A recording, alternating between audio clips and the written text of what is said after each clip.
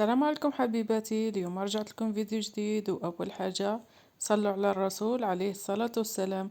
اليوم رجعت لكم فيديو جديد وهو عبارة عن سفنج بالبيض، وهو طريقة أمي، ربي يشفيها ويطول عمرها يا رب العالمين.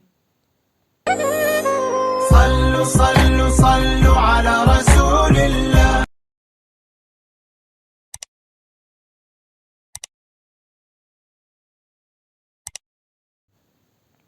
بسم الله، نبدأ في التحضير.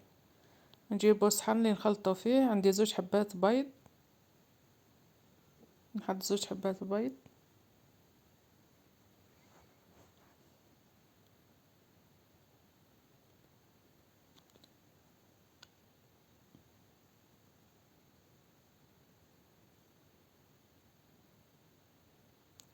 نزيدو نصف مغرف كبيرة سكر،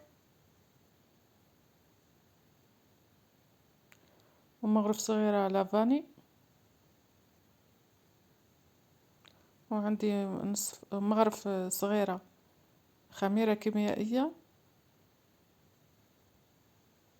ونجيب 3 مغارف أو 4 حليب يكون دافي.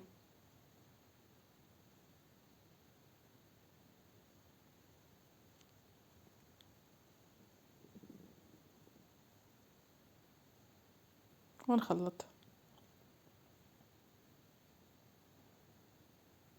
هذا السفنج طريقة سهلة، 5 دقايق وهو وجد. نجيبو كأس مش معمر سميد عادي، ونزيدو مغرف صغيرة ملح، ما نعمرهاش مليح، ونخلط.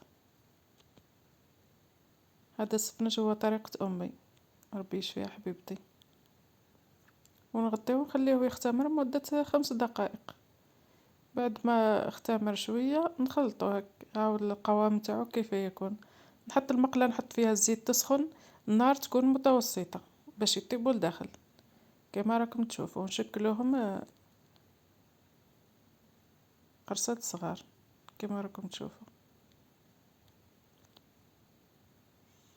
نحط بالمغرفة ونطيب.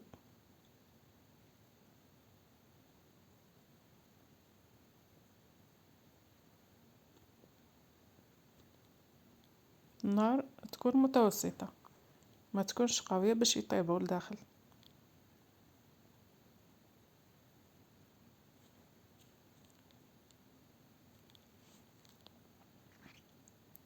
ونخليهم يطيبوا.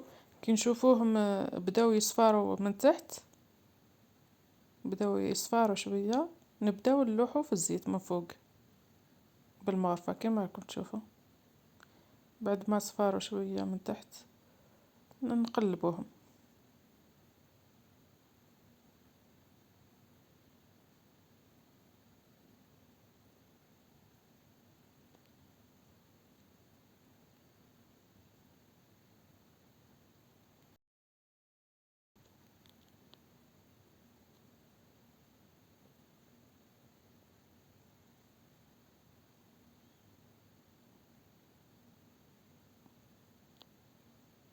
بعد ما طابوا نحطهم يقطروا، وزيد نكمل الكمية كما راكم تشوفوا.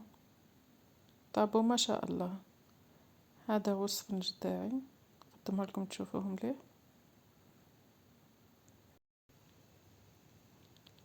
هذا السفنج تاعي اللي يحب ياكلو بالكونفيتير ولا يعسلو ولا ياكلو بدون اضافه اي حاجه، حتى ولو ما تحطلوش العسل يجي بنين.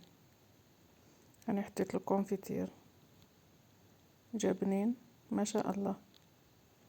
نسيت ما قسمت لكمش تشوفوه من داخل. هاي الحبه تاعي يجي طايب وطري، ماهوش معجن. كيما قلت لكم 5 دقائق يكون واجد. هذا كان فيديو اليوم، ان شاء الله يكون عجبكم وتجربوه، ولا تنسوني بالاشتراك والاعجاب، ومع السلامه.